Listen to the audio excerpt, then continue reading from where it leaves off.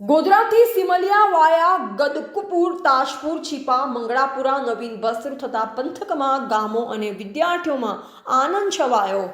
ગોધરાથી સિમલિયા વાયા ગદકપુર, Tajpur, Chhipa, મીરાપુરી, ધોરાદર, Nikola, મંગળપુરા, વારિયાફળી નવીન બસ આજરોજથી Godhra depot દ્વારા સવાર અને સાંજે સ્કૂલ કોલેજના સમયને અનુરૂપ શરૂ કરવામાં આવતા પંથકના ગામો અને વિદ્યાર્થીઓમાં ખૂબ જ આનંદ છવાયો હતો.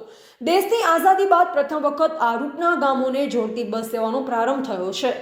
ગોમા નદી પર નવીન પુલ બનવાથી આ ગામોને બસ સેવાથી જોડી શકાયા છે. આ બસ સેવા શરૂ કરવા માટે સિમલિયા સ્કૂલ કોલેજના પ્રમુખ અને પૂર્વ તાલુકા પંચાયત પ્રમુખ નટવરસિંહ ચૌહાણે વખત સાંસદ ધારાસભ્યને એસટી વિભાગીય કચેરી ગોધરાને લેખિત અને મૌખિક રજૂઆતો કરી હતી.